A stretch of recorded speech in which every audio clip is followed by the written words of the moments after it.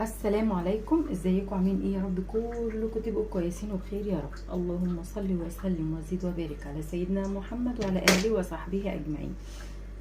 زي ما تعودنا قبل اي فيديو بنبداه لازم والنبي تكبروا بخاطري كده وتدعوا لوالدي ووالدتي واموات المسلمين اجمعين بالرحمه والمغفره.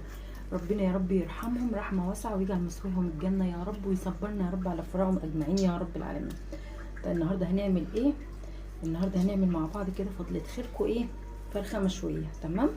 هنعمل بس مع بعض التتبيله، هنشوف التتبيله بتاعتنا في الفرخه المشويه ايه هي، وباذن الله باذن الله هتعجبك. بس بصي انا قلت لك على الوصفه قبل ما اقول لك، اجبروا بخاطري باللايك والاشتراك في القناه وفعل الجرس على الكل عشان يوصلك مني كل جديد. صح؟ انا بقى عملت ايه؟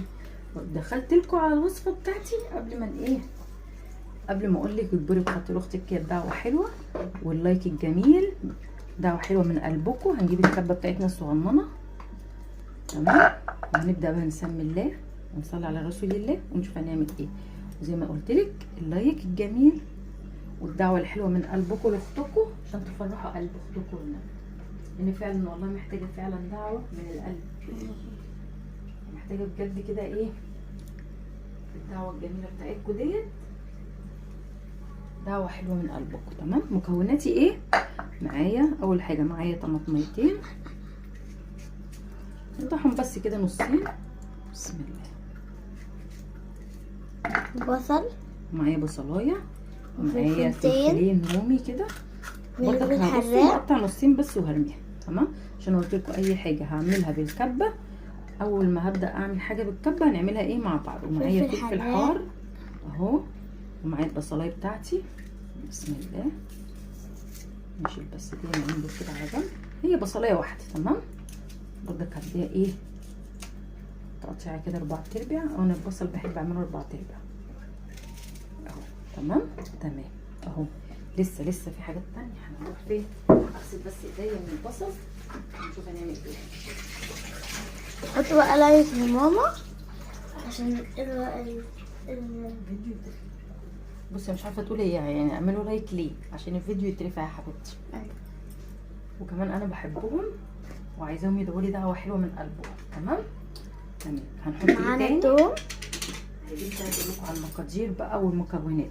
معلقه توم صغيره اهي، معلقه صغيره بس دي عشان معلقه كبيره. بصوا انا حاطه على طرفها. تمام. توم، التوابل بقى بتاعتي. يبقى احنا حطينا بصل وطماطم، فلفل رومي، فلفل حار، وحطينا ايه التوم. صح. هنحط بقى البهارات بتاعتنا. معايا بهارات عاديه. تمام.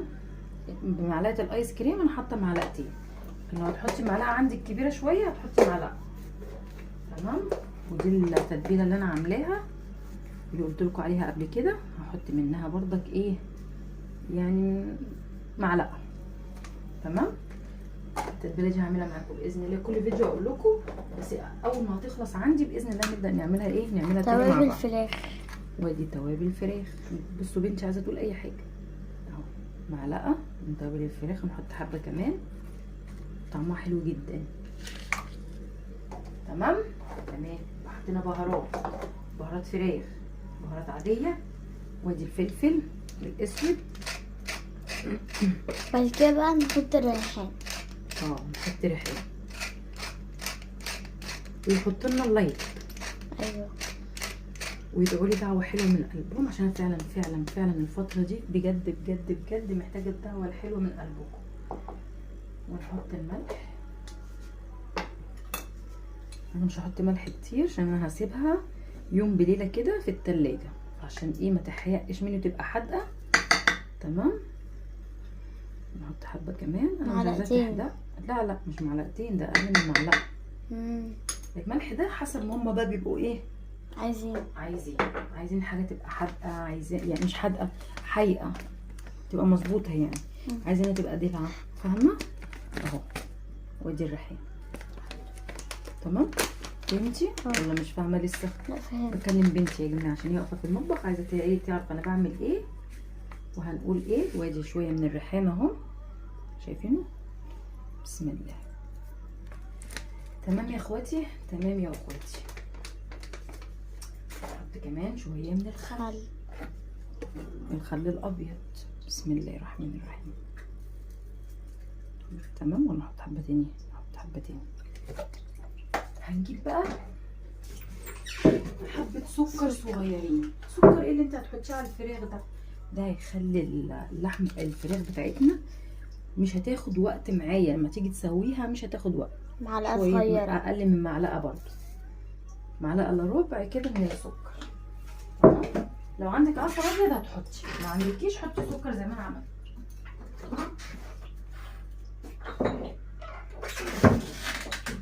هنحط ايه دلوقتي؟ هنحط معلقه من الصويا صوص، معلقه كبيره كده من الصويا صوص. بسم الله. زي ما بتحطها في معلقة الملح. تتبيله جامده جدا جدا جدا جدا، وباذن الله هتعجبكم. تمام. تمام.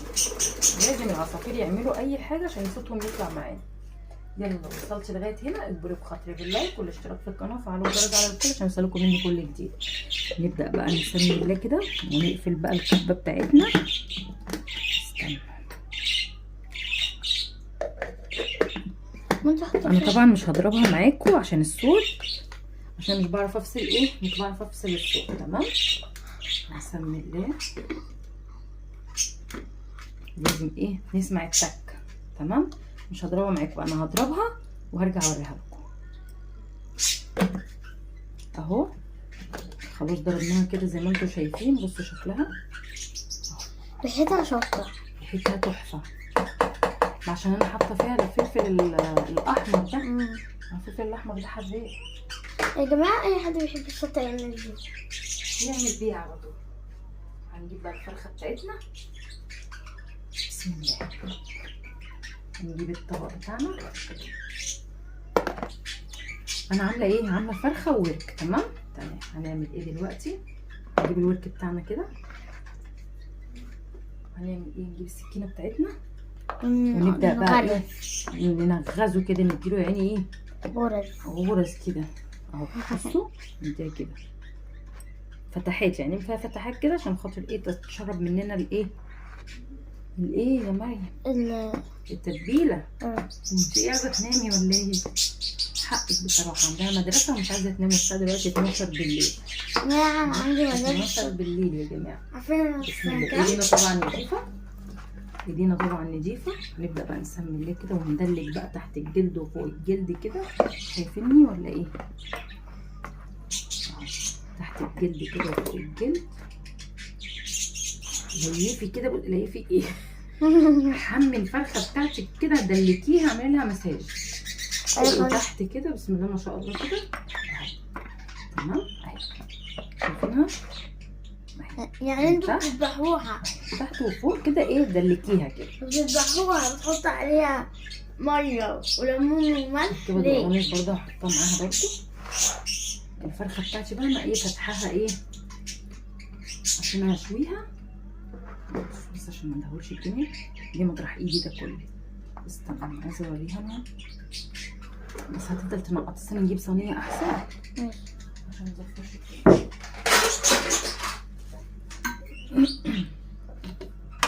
الصينيه دي بحبها قوي.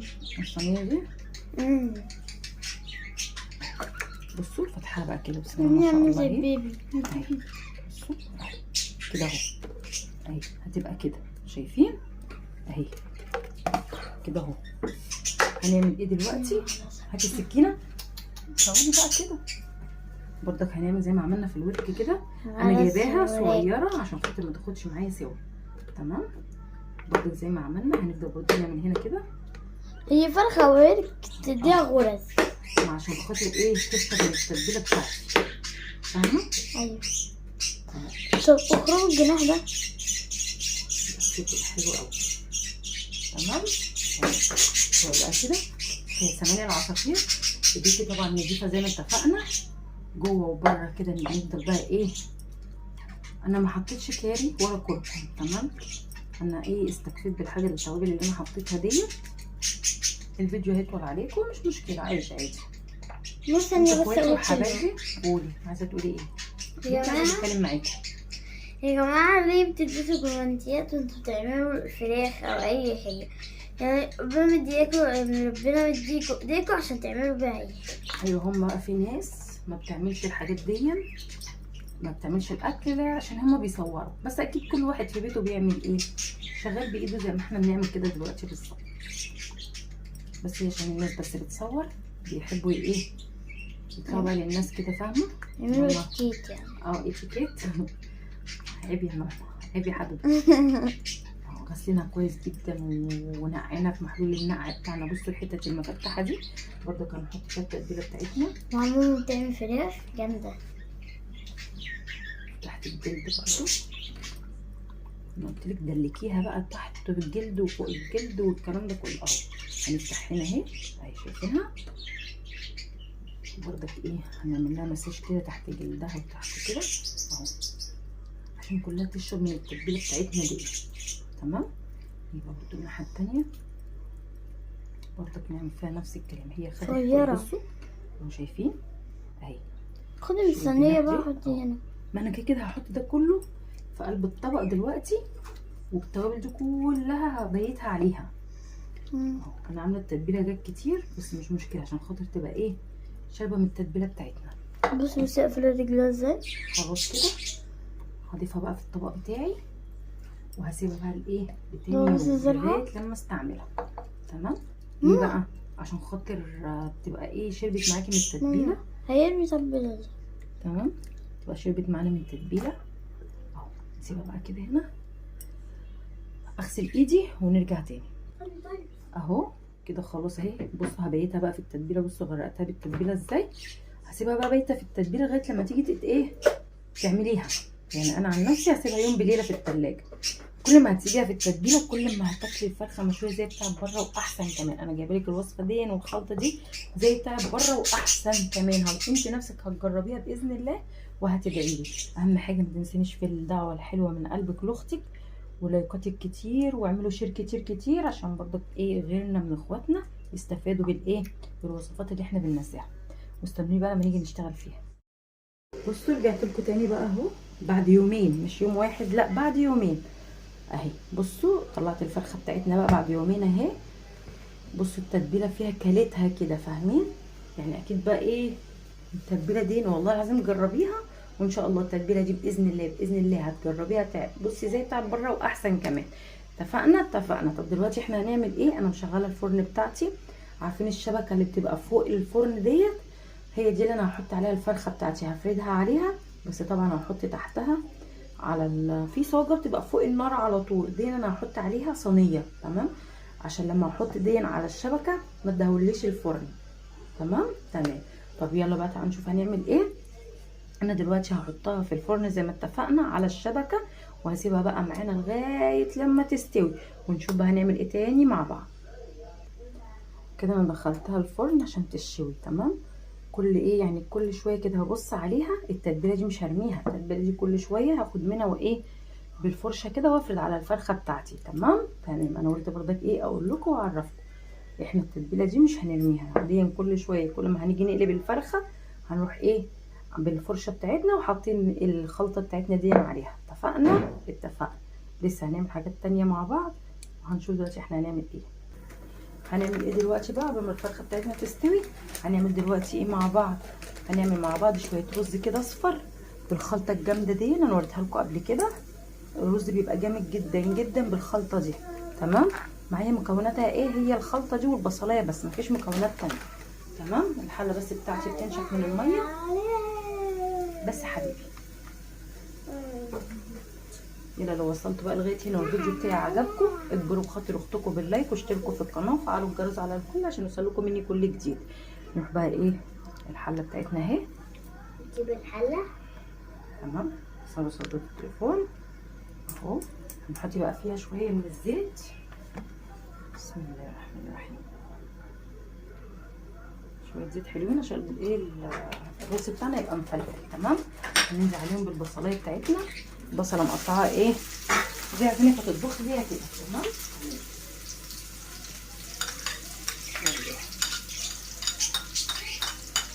هي ده مكونات الرز، مفيش ما فيهاش بقى اي حاجه ثانيه، ولا تتبيله كتيره ولا توابل كتير ولا اي حاجه. هو مفيش غير كيس التوابل اللي انا وريته لكم ده والبصلايه، يعني مش هضيف عليها اي حاجه تاني. ممكن لو ضفنا ممكن هي شويه ملح بس، تمام. غير كده مش هضيف عليها حاجه. الفرخه بتاعتي حطاها في الفرن، حطها على الشبكه زي ما قلت لكم كده، وتحتها صينيه فيها ميه عشان خاطر الدخان، ما تعملش دخان ايه وبدر الدنيا.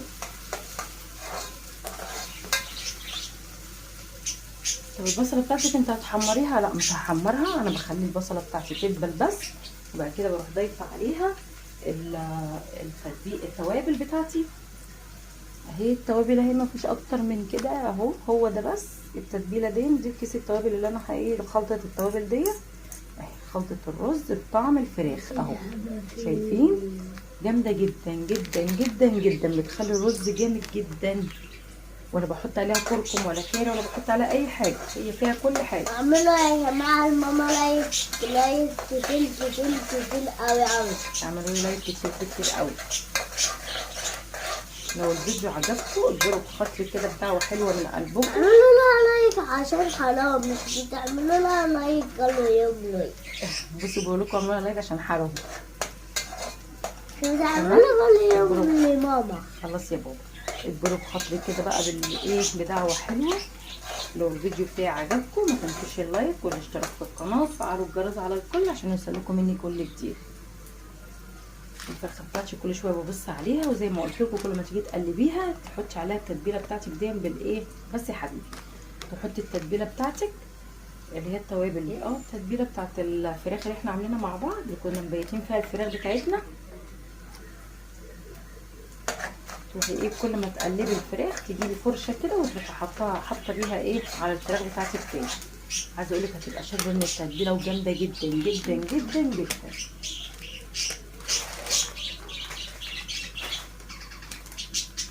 الفيديو هيطول عليكم اكتر من كده بقى معلش.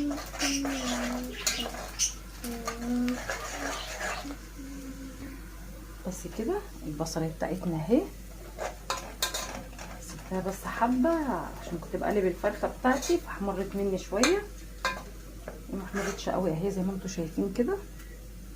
هننزل دلوقتي عليها بايه؟ ننزل عليها بالتتبيله بتاعتنا اهي، التوابل دي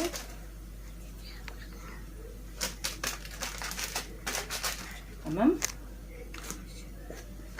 نقلب بقى البصله بالتوابل بتاعتنا ديت، وممكن ما نحطش بصل، يعني ممكن تغطي بس التوابل كده على الرز وخلاص، تمام. بس انا حبيت ايه اضيف لها البصل، بيبقى طعمها احلى، تمام. نعمل ايه دلوقتي؟ هنجيب الرز بتاعنا. جبت الرز بتاعي. طب هو الكيس التوابل ده بيتحط على قد ايه رز؟ بيتحط على نص كيلو من الرز، تمام. يعني انت لو هتعملي كيلو رز هتحطي عليه بتاع ده، اللهم صل على سيدنا محمد، هتحطي عليه كيسين، تمام. انا معايا نص كيلو من الرز، تمام.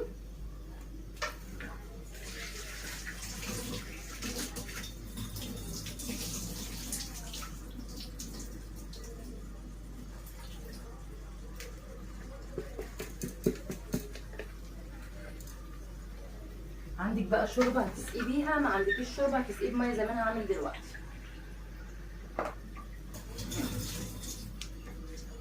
بسم الله بس واقلب كده. بسم الله.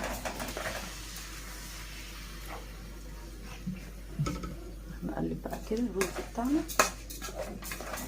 التتبيله الجميله الخطيره دي. يبقى انت عشان لو هتعملي كيلو رز هتحطي 2 من الكيس اللي انا ايه كيس التوابل ده، تمام. اما لو هتعملي زي كده نص كيلو فهتحطي كيس واحد، تمام.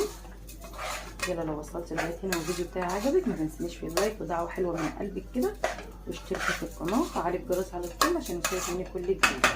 بصوا لونه ولا حاطه فيه كركم ولا كاري، هو يا دوب الكيس اللي انا فضيته معاكم وخلاص. نضيف بقى الميه بتاعتنا. بسم الله الرحمن الرحيم.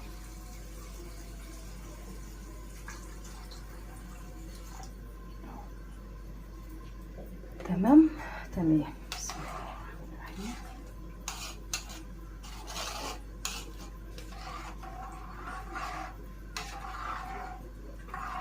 عايزه تضيفي بتاع دوت. ده رز عادي، رز مصري يا جماعه، مش رز بسمتي، عشان ما حدش يقول ده رز ايه، لا ده رز مصري مش بسمتي. تمام. نشوف بس كده عايز ملح ولا لا. عايز حبه صغيرين.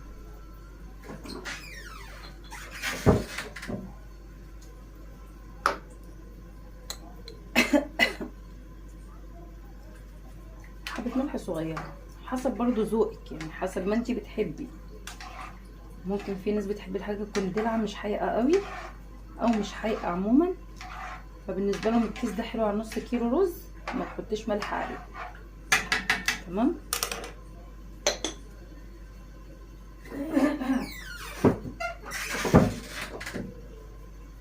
هنسيبه بقى ياخد غلوه كده ويغلي لغايه لما ايه يشرب الميه بتاعته، وبعد كده نروح موطيين النار بتاعتنا عليه. تمام. نعمل بس الحله كده نبتدي نغطيها.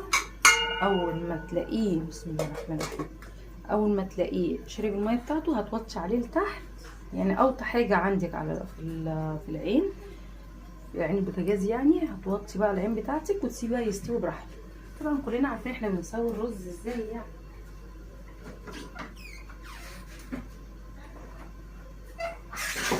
بس انا برضو بقول تاني عشان خاطر ولادنا اللي لسه ايه بيبداوا يخشوا المطبخ ما يعرفوش بقى ده بيتعمل ازاي وده بيتعمل ازاي، فعشان كده انا بقول. تمام. بس هنعمل ايه تاني مع بعض؟ هنشوف دلوقتي حالا هنعمل ايه تاني مع بعض. دلوقتي بقى قبل ما الرز يستوي والفرخه بتاعتنا تشوي، هنعمل ايه؟ هنعمل مع بعض طبق سلطه مكون من ايه؟ خيار، طماطم، فلفل رومي، بصل، خضره. تمام. الخضره عباره عن ايه؟ الخضره بتاعتي عباره عن ايه؟ شبت اهو، شبت وكزبره. شكرا والله، معلش انا اسفه، اطلع بره. شبت وايه وكزبره. تمام. نبتدي بقى ايه، بسم الله. طبعا انا مقطعه الطماطم بتاعتي ومقطعه كل حاجه، بس قلت اعمل ايه، اعمل بس الخضره معاكم.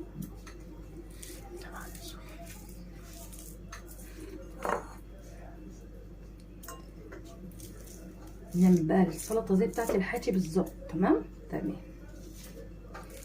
المقص ده اللي بيقص الخضره يا جماعه، في بقى اللي يعرفه وفي اللي ما يعرفوش، بس انا عشان ما انصحكش تجيبيه يعني، لان هو مش عاجبني اصلا، تحسي ان هو مش حامي كده. انت لو قصيتي بمقص عادي احسن. هو ده في كام حاجه دي بتيجي معاها عشان بتنضف. بيجي ايه معاها الفرشه دي، بس انا بقولك العادي احسن. بصوا بيغلب عقبال ما بيقص بصراحه. بصي تحسي ان هي كام واحده في بعض، يعني 5 كده بيقصوا، تحسي ان هو 5 مقصات يعني. يلا لو وصلتوا بقى لغايه هنا تجبروا بخاطري باللايك واشتركوا في القناه والدعوه الحلوه اللي لاختكم من قلبكم كده.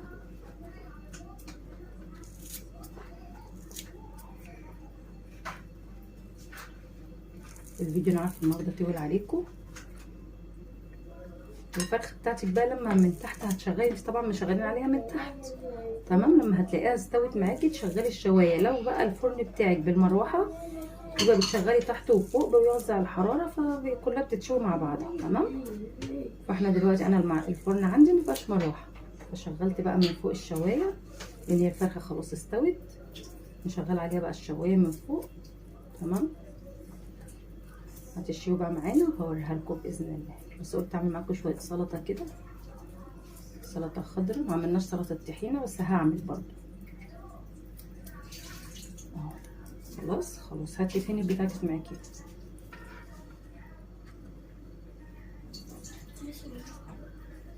اهي دي بقى بتعمل ايه، دي بتنزل كل اللي موجود هنا اهو، شايفين اهو، اهي تنزلي بيها اللي موجود في المقص. تمام. هنعمل ايه دلوقتي؟ هنجيب بقى كل المكونات بتاعتي، البصل بقى والخيار والطماطم والفلفل، ننزل بيهم هنا. بسم الله الرحمن الرحيم.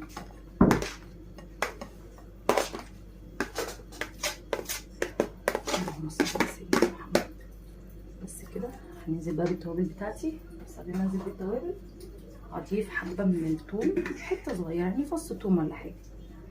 تمام. اهي هضيف التوابل بتاعتي. التوابل بتاعتي عباره عن ايه؟ بهارات، كمون، فلفل اسود وملح. ادي البهارات، بقولك عاملها لك زي بتاعت الحاتي بالظبط. ادي الكمون، احط حبه تاني. ادي الفلفل الاسود. عايزه تضيفي بقى شطه او فلفل سبايسي براحتك، انا مش هعمل كده عشان عندي الولد ايه ما بياكلش الشطه. تمام. ونضيف عليها الملح بتاعنا بقى الخل.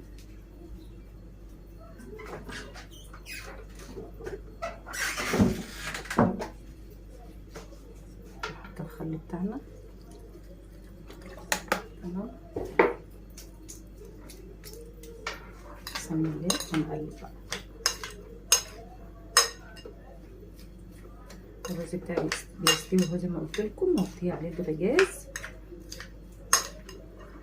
احلى سلطه حاتي اهي، هتاكليها زي بتاعت الحاتي ولا لا؟ ده احسن كمان عشان انت اللي عارفه بقى انت حاطه حاجتك ازاي وغسلها ايه وكده ومنضفه حاجتك ازاي، فاكيد احسن من بتاعت بره طبعا اهو. طيب احنا عايزينها بقى تبقى زي بتاعت الحاتي، فلازم يبقى فيها ميه. دلوقتي نحط شويه من الميه.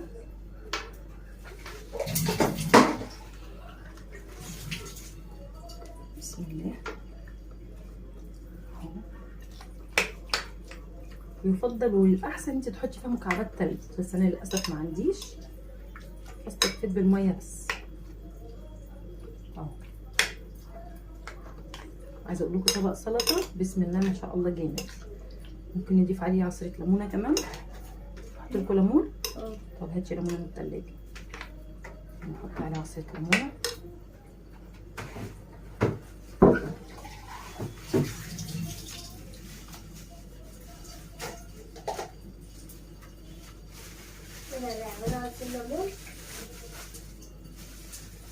اهي بجيب الليمونه معايا كده، نص ليمونه وانا حاطه خل.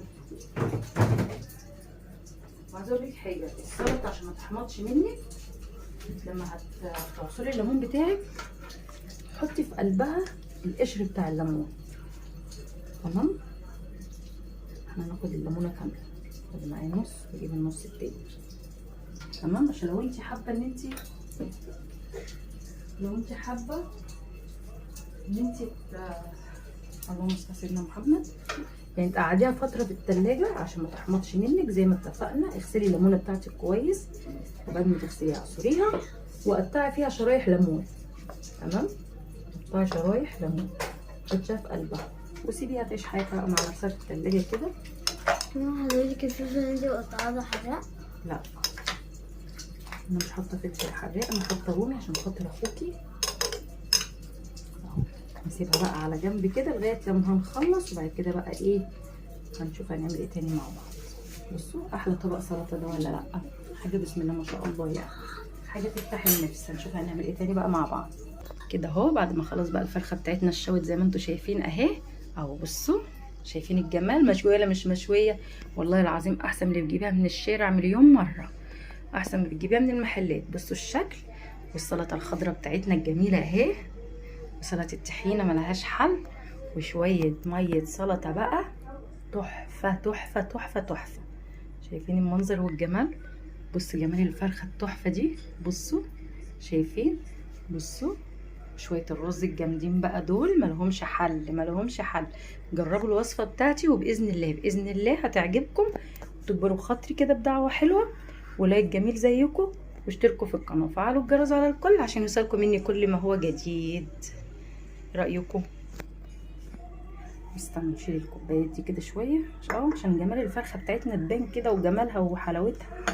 بصوا بصوا الطعامه. نحط هنا كده الميه بتاعتها كده، ميه السلطه. ايه رايكم؟ بصوا الشكل، بصوا ايه الجمال ده، حاجه بسم الله ما شاء الله احسن من المحلات والله العظيم. تحفه تحفه تحفه. بصوا يلا ما تنسونش بقى بدعوه حلوه من قلبكم ولايك جميل زيكم كده، والاشتراك في القناه وفعلوا الجرس على الكل عشان يوصلكم مني كل جديد. بصوا الفراخ المشويه في البيت يا جماعه والله العظيم احسن من بتاعه بره. طبعا انت تبقي واثقه انت غسلاها ازاي وعامله ايه والحاجه اللي انت حطاها فيها شكلها ايه. بصوا شويه سلطه طحينه كده تحفه، والسلطه الخضراء الجميله بتاعتنا شايفين اهو. يلا لو وصلنا بقى لغايه هنا اكبروا خاطري زي ما اتفقنا، واستنوني فيديوهات تانية كتير جايه باذن الله. يلا استنونا بقى ان شاء الله خير، استنونا فيديوهات تانية كتير جايه باذن الله.